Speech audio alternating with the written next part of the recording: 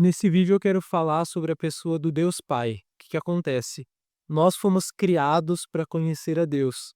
Então, quando Deus ele cria o ser humano, ele coloca, né, nessa pessoa um anseio, um vazio que só pode ser preenchido por ele. O que não poderia ser o diferente, porque se Deus é absoluto e ele enche tudo em todas as coisas, e ele sustenta tudo, então tudo que existe necessita dele para existir e para alcançar a sua plena satisfação e o pleno cumprimento do seu objetivo, né. Mas nós fomos criados para conhecer esse Deus, né, existe um anseio no nosso coração que só o nosso Deus preenche. E aí, quando nós cremos em Jesus, nós vamos entender pela Bíblia que nosso Deus, o Deus que nós adoramos, ele é uma trindade. O que que significa isso? Ele é único, existe um só Deus, não cremos em 3 deuses, mas ao mesmo tempo ele subsiste em 3 pessoas, uma essência divina, 3 pessoas divinas: o Pai, o Filho e o Espírito Santo. Como eu mencionei, nesse vídeo eu vou focar no Deus Pai, mas nós adoramos o Deus que é Pai, que é Filho e que é Espírito Santo. E quando nós vamos falar desse Pai que nós adoramos, desse Deus que é chamado na Bíblia de Pai do Senhor Jesus Cristo, o nosso Pai também, nós vamos ver que ele tem 2 características, 2 atributos, digamos assim, que são a transcendência e a imanência, tá. Eu não quero que você se assuste com esses termos, eu vou explicar cada um deles aqui, mas o que que significa? Nosso Deus, o Deus Pai, ele é transcendente, tá. Ele ele transcende a criação, ele é totalmente outro, ele está totalmente fora da criação. Não existe nada maior que ele, não existe nada na criação que possa se igualar ou mesmo se parecer com ele, em um sentido absoluto. Nosso Deus, ele é totalmente outro, ele governa sobre a criação, ele está fora do tempo, nada é impossível para ele, nós vamos falar mais sobre isso já já. Mas resumindo, nosso Deus ele é infinito, tá?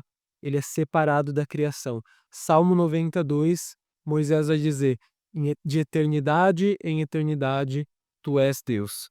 Então, o nosso Deus é essa pessoa, o nosso Pai é essa pessoa que é totalmente outro, que tá totalmente separado e que subsiste de eternidade em eternidade.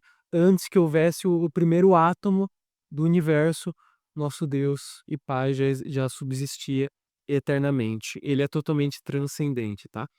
Uma outra característica é a imanência. O que que é a imanência? O nosso Deus, embora infinito e totalmente separado da criação, ele é pessoal. Então nós vemos isso na Bíblia, né, ele se relaciona com a criação.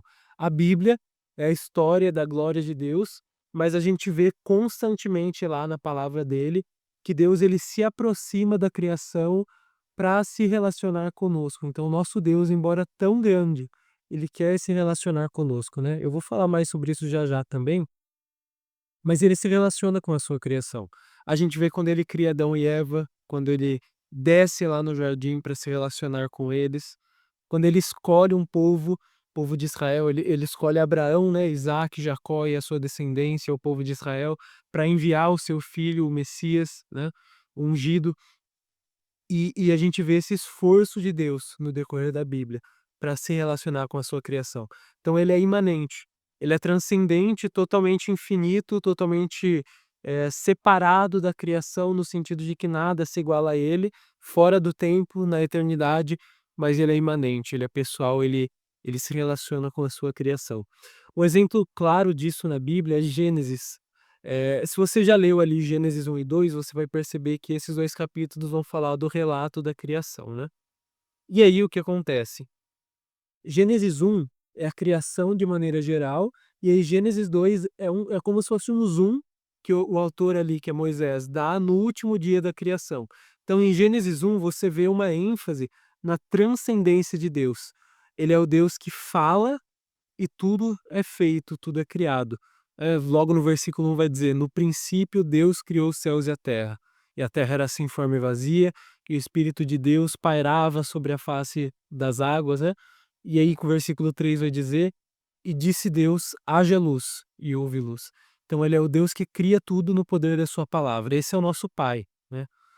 Mas ali em Gênesis 2, que é como se fosse um zoom no último dia da criação, você vai ver que esse Deus, esse Pai, quando ele vai criar o ser humano, ele não simplesmente fala, ele molda ali um boneco do barro, né, do pó da terra, e aí ele sopra sobre as narinas desse ser humano seu fôlego de vida, então o homem passa a ser uma alma vivente, um ser vivente.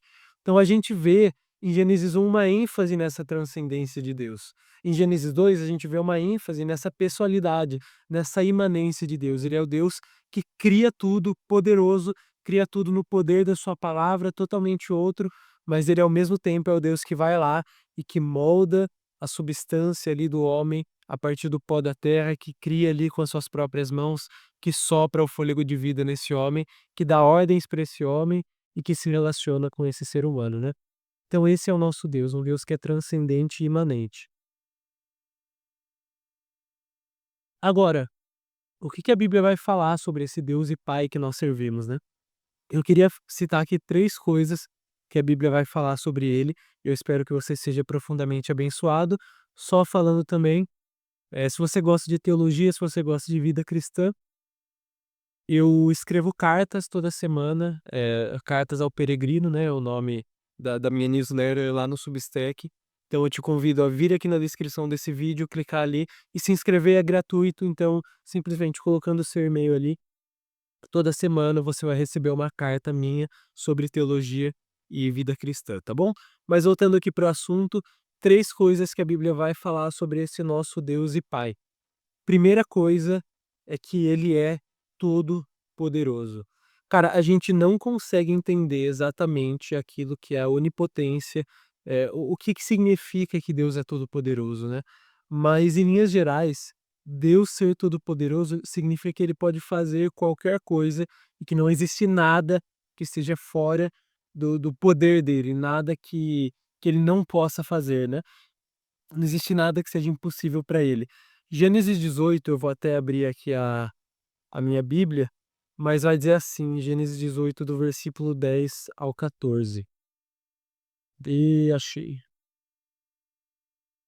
O contexto é que 3 homens visitam Abraão ali, né, uma manifestação do próprio Deus, e aí ele promete que Sara, a mulher dele, daria à luz a um filho, Isaque, né, que era o filho da promessa, o filho da descendência que Deus escolheu, né, em Abraão. E aí versículo 10 ao 14 diz assim: Um deles disse: Certamente voltarei a você daqui a um ano, e Sara, a sua mulher, dará à luz um filho. Sara estava escutando à porta da tenda atrás de Abraão. Abraão e Sara já eram velhos, avançados em idade, e a Sara já lhe havia cessado o costume das mulheres. Então vamos lá, o que que eles prometem? Voltarei a você, e Sara daqui a um ano dará à luz um filho. Sara já era velha, né, ela já não estava num período em que ela poderia engravidar, mas essa é a promessa de Deus. E aí versículo 12 vai dizer: Por isso Sara riu em seu íntimo, dizendo consigo mesma: Depois de velha, e velho também o meu senhor, terei ainda prazer? Ou seja, depois de tão velhos, será que nós teremos esse prazer de ter um filho nosso? Quero te lembrar que Sara era estéril, né, ela não podia gerar filhos. Os filhos de Abraão e Sara eram filhos através de concubinas, como por exemplo Ismael, né, filho de Agar. Eh, mas por isso Sara ri no seu íntimo, ela não acredita naquilo que os homens dizem. E aí o versículo 13 e o 14 vão dizer assim: Então Yahvé perguntou a Abraão: Por que Sara riu dizendo: Será verdade que darei ainda à luz sendo velha? Por acaso existe algo demasiadamente difícil para Yahvé? Daqui a um ano, neste mesmo tempo, voltarei a você e Sara terá um filho. Então, existe algo demasiadamente difícil para o Senhor? Ele é o Todo-Poderoso. Ele é aquele que, quando ele quer fazer, nada pode impedir. É aquele que Isaías vai dizer: "Agindo ele, quem impedirá?". Então esse é o nosso Pai. Nosso Pai, ele é todo poderoso, ele pode fazer qualquer coisa, né. Ele prometeu para Abraão e ele cumpriu mesmo contra todas as expectativas. Esse é o nosso Deus. E daí eu quero te exortar também para que você tenha esperança nos pedidos que você tem para o Senhor, né. Eu percebo que muitas vezes, eh nós somos marcados por uma incredulidade na hora da oração. Nós oramos já partindo do pressuposto de que não vai ser atendido, então é aquela história de que é melhor nem criar expectativa para não se frustrar, né. e nós já oramos não crendo naquilo que o Senhor pode fazer. E eu não quero aqui sugerir que você precisa ter uma espiritualidade barata de simplesmente ficar repetindo, até acontecer, como se fosse quase que uma lei da atração, não é isso. Mas eu quero te dizer que o seu Pai, o Pai que criou você, que te ama, o seu Deus, ele é todo poderoso, ele pode fazer qualquer coisa, ele pode dar vida, né, dar um filho para uma pessoa que é estéril, né. Ele pode ressuscitar mortos, ele pode curar doentes, não existe doença que você tenha que Deus não possa curar nesse momento se ele quiser, não existe pessoa que ele não possa ressuscitar, não existe emprego que ele não possa dar, não existe nada que ele não possa fazer. O seu Deus, ele é todo poderoso, o nosso Pai, ele pode fazer qualquer coisa, então tenha esperança quando você for orar. Ele é soberano, eh tem coisas que a gente pede que é melhor para nós que nós nem recebamos mesmo. Tudo tá no controle dele, não no nosso. Mas quando você orar, tenha esperança, porque o seu Pai, ele se inclina para te ouvir e ele pode fazer qualquer coisa, tá? Ele é o Deus do impossível, ele é o todo-poderoso, onipotente. Esse é o nosso Pai, tá? Então essa é a primeira coisa. Segunda coisa que eu queria destacar sobre esse Pai que nós adoramos, lembra, nós adoramos ao Pai, ao Filho e ao Espírito Santo. Esse é o nosso Deus, esse é o nome do nosso Deus, o Deus Trino. Mas nesse vídeo estamos focando na pessoa do Pai, né.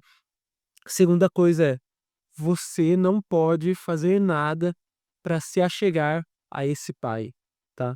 Você não pode fazer nada para se achegar até esse Pai, porque ele vem a você através do Filho eterno, que é o Senhor Jesus Cristo, tá. Então, é interessante isso, né. A história das religiões, se você olhar as religiões do mundo, são esforços para que os homens eles se acheguem até o divino, né, até a noção de Deus que cada uma das religiões vai ter. Então se você olhar ali nos povos antigos, existiam deuses, um deus para cada área da vida, então o deus da fertilidade, deuses da natureza que controlavam fenômenos naturais e tudo mais, né. E aí as pessoas, os homens, eles tinham que agradar esses deuses, para que esses deuses oferecessem proteção deles, contra os povos ali ao redor, contra conquistas, e para que esses deuses oferecessem ali o que eles podiam oferecer, no caso fertilidade, e tudo mais. Então, a história das religiões é a história de pessoas tentando se achegar até Deus. Só que esse não é o Deus bíblico. O nosso Deus e Pai, é um Deus que ele é tão diferente da criação, como eu falei, ele é transcendente, e que nós não temos condições de alcançá-lo. Você não tem condição de alcançar Deus e eu também não tenho, né.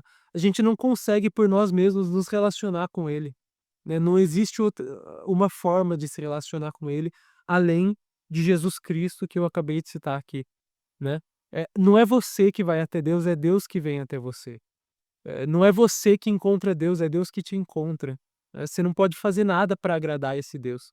Além de ele ser totalmente transcendente, você tá manchado pelo pecado, né. Você pecou em Adão, você é separado de Deus, você é inimigo de Deus por natureza. Não existe nada que você possa fazer para agradar esse Deus. Tudo que você pode esperar desse Deus, se você não estiver em Cristo, é a ira dele. Você está na rota de colisão da ira desse Deus por causa do seu pecado, você está na rota de colisão da condenação justa, eternamente justa que vem do Senhor, assim como eu também estava, né. Não existe nada que nós possamos fazer para nos achegar até esse Pai. Ele é quem se achega a nós por meio do seu Filho, essa pessoa bendita que é o Senhor Jesus Cristo. Então Mateus 11:27, quero ler aqui também, vai dizer assim, ó, Mateus 11, capítulo 11, versículo 27. Tudo me foi entregue por meu Pai, é o Senhor Jesus falando aqui. Ninguém conhece o Filho a não ser o Pai, e ninguém conhece o Pai a não ser o Filho, e aquele a quem o Filho o quiser revelar. Interessante que no próximo versículo já Jesus vai dizer: Venham a mim todos vocês que estão cansados e sobrecarregados, e eu os aliviarei. Então, primeiro ele fala: ninguém conhece o Pai a não ser o Filho, o próprio Jesus, e aquele a quem o Filho o quiser revelar. E logo no versículo seguinte ele faz um convite: venham a mim. esse convite é estendido a você. Você só pode chegar nesse Pai, você só pode ir até Ele, ter os anseios do seu coração satisfeitos, você só pode ser aceito por esse Pai através de ir até o Senhor Jesus Cristo. Não existe outra forma para se chegar ao Pai. Ele vem até você através do Senhor Jesus Cristo. Tudo o que você precisa fazer é crer que Jesus, ele é quem ele disse que é, e crer na obra dele na cruz, na morte, no sepultamento e na ressurreição dele, e assim você tem a vida eterna, e assim você pode se relacionar com esse Pai eterno. Então, cara, se você já crê em Jesus, se você já está em Cristo, se você já é filho desse Pai eterno que vem até você, não tenta fazer as coisas para ganhar algo desse Pai. Não tenta obedecer para ganhar bênçãos, tipo, é claro que obedecer gera bênçãos, mas não tenta viver uma vida de obediência para ganhar, para ser aceito por esse pai, para que ele te abençoe como se você pudesse manipular esse Deus, não. Não. Obedecer gera bênçãos no simples sentido de que, se Deus é a fonte de toda bênção, se eu estou em comunhão com Ele, eu sou abençoado. Mas não é que Ele olha para você e ele pensa: "Nossa, como esse meu filho me obedece, olha só, ele está merecendo, vou abençoar como aquela pessoa que ganha algo no fim do ano depois de tirar notas boas na escola e merecer aquilo". Não, essa não é a relação com Deus. Deus se relaciona com nós por meio da sua graça e misericórdia, que foi manifestada em Jesus Cristo, o nosso Senhor, tá. Então não tenta fazer nada, não tenta ganhar Deus através da sua vida devocional, através da constância que você fica na oração, através do quanto que você lê a Bíblia, do quanto que você jejua, do quanto que você pensa em Deus. Jesus é a sua justificação diante do Senhor Deus. Jesus é a sua justificação diante do Pai. Descansa nisso. Não tente fazer nada, mas simplesmente aceite, que esse Pai ele vem até você e creia continuamente na obra do Senhor Jesus Cristo para te salvar, porque ele é mais do que suficiente para isso, tá? Essa é a segunda coisa. Então ele é o Deus do impossível, nós adoramos um Pai que é o Deus do impossível, nós adoramos um Pai que vem até nós, que não há nada que nós possamos fazer para nos achegar até ele. E por último, nós somos convidados a um relacionamento com esse Pai, tá? Com esse Deus e com esse Pai. Interessante isso, às vezes as pessoas dizem: "Ah, eu sou filho de Deus, todo mundo é filho de Deus". Cara, isso não é verdade. Na Bíblia, não é todo mundo que é filho de Deus. Quem que é filho de Deus realmente? São as pessoas que recebem o Senhor Jesus Cristo, e aí por causa de Jesus Cristo, elas podem ser chamadas de filhos de Deus, elas se tornam irmãos mais novos do próprio Jesus Cristo. Jesus é o Filho de Deus. Ele é o único gerado, unigênito do Pai, né, o único gerado do Pai, né, eterno, Filho eterno de Deus, gerado na eternidade. O credo niceno vai dizer: "Deus de Deus, luz de luz, verdadeiro Deus de verdadeiro Deus". Então Jesus é o Filho eterno, sempre existiu do Pai.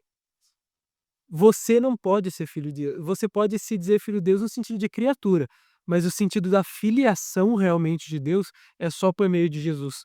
Alguém já disse uma frase que é muito bonita, que é: "O Filho de Deus se fez filho dos homens, para que os filhos dos homens pudessem ser feitos filhos de Deus". Então você só pode ser filho de Deus por meio de Jesus. Se você está em Cristo, você é filho de Deus e você é convidado para um relacionamento com esse seu Deus e Pai, que é o Pai de nosso Senhor Jesus Cristo. Se você já creu em Jesus, o caminho até o Pai está aberto para você. Então, cara, desfruta dessa vida de relacionamento com Deus continuamente. Não tente fazer nada para agradar esse Deus, para que ele te aceite. Faça para agradar porque ele já te aceitou, em gratidão a ele, mas não para ele te aceitar. Simplesmente desfrute desse relacionamento que você é convidado a ter com seu Deus e Pai, que é o Pai também do nosso Senhor Jesus Cristo. Se você está em Cristo, você é convidado a ter esse relacionamento com o seu Deus e Pai, tá? Cara, parando para pensar, olha que coisa maravilhosa isso. Existe um Deus que criou todas as coisas, um Deus que é tão grande, um Deus que é eterno, um Deus que cria o universo. Pensa no tamanho do universo, cara. Existem bilhões de galáxias, se eu não estou enganado, ou trilhões, acho que bilhões. Existem bilhões de galáxias, né? Numa galáxia existem um monte de estrelas. é muitos planetas, então olha o tamanho do universo. Demoraria uma eternidade quase para você percorrer o universo de um lado do outro na velocidade da luz, que é super rápida, né. Esse Deus, ele criou tudo isso com a sua palavra, ele é um Deus tão grande, um pai tão grande, e ele te convida para um relacionamento com ele. Davi, da Bíblia, o rei Davi, ele entendeu isso, ele vai dizer no Salmo 27:4: "Uma coisa peço ao Senhor e a buscarei, que eu possa morar na casa de Yahweh todos os dias da minha vida, para contemplar a beleza de Yahweh e meditar no seu santo templo." Então nós adoramos esse Deus.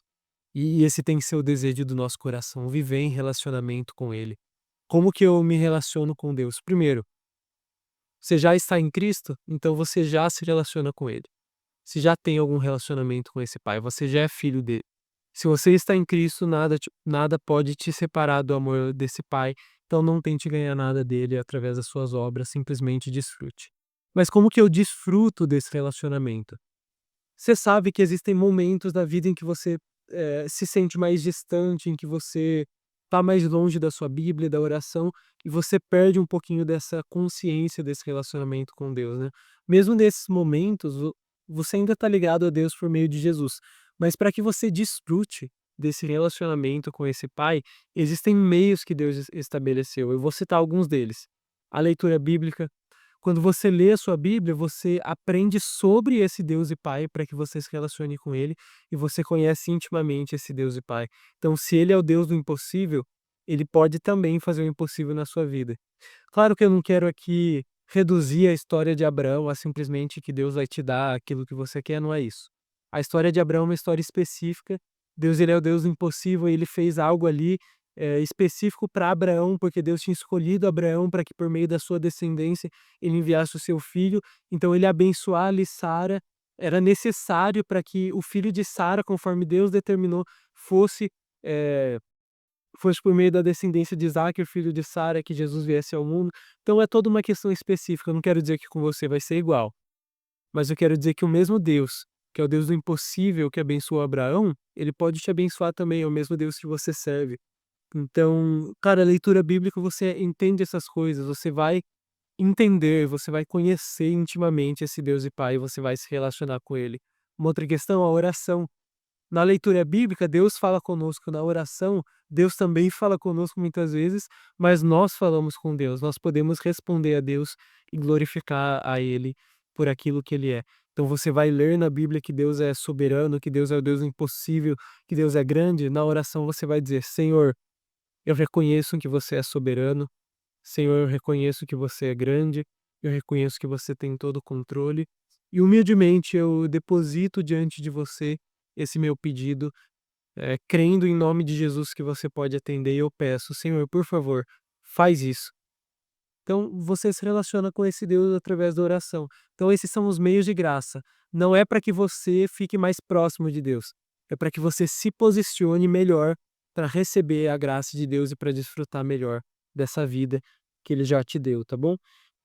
Então não tente fazer nada para ganhar o favor do Pai, mas simplesmente para desfrutar daquilo que Ele já te deu em Jesus. Você tem um Pai, e tudo isso que nós falamos é aplicado também às outras pessoas da Trindade, ao Filho e ao Espírito Santo, mas aqui eu quis focar na pessoa do Pai, que é uma pessoa tão bendita, né, da Trindade. E é interessante que aqui no Brasil é muito alto o índice de abandono paterno, né? Eu mesmo sofri isso também e é muito bom saber que o nosso Deus, ele não é só Senhor, ele também é o Pai, né. O próprio Senhor Jesus chamava ele de Pai e se relacionava com ele. Então o nosso Deus é o Deus que é Pai. Talvez você tenha crescido em um contexto como eu, em que o seu pai biológico te deixou, mas eu quero te dizer que existe um Pai, que é o seu Deus, que se importa por você, que quer se relacionar com você, que não te abandona, que cuida de cada detalhe da sua vida, tá bom? E se você teve um pai presente, eu quero te dizer que o seu Deus, o Deus Pai, ele é totalmente diferente do seu pai terreno. Ele, ele é muito melhor. Ele é bendito, ele cuida de você de maneira perfeita. E muito bom que você tenha tido um pai presente, mas ainda que esse pai um dia venha a te deixar, ou ainda que que esse pai não tenha sido perfeito na sua criação, tenha errado, como é normal, nós somos seres humanos, erramos e pecadores, mas o seu Deus, o seu Pai eterno, ele não erra, tá? Ele cuida de você e ele quer se relacionar com você. Então ele é o Deus do impossível, ele vem até você sem você precisar fazer nada em troca, por meio de Jesus, e ele quer se relacionar com você, tá bom? Então você tem um pai, simplesmente desfrute dele. A vida cristã é um desfrute do relacionamento com Deus, tá? Lembrando aqui, cartas ao peregrino, toda semana eu te envio uma carta sobre teologia e vida cristã. Então, se você gosta desses assuntos, clique aqui no link que vai estar aqui na descrição desse vídeo e você vai receber toda semana essa carta gratuitamente, tá bom? É isso, fique com Deus, até mais.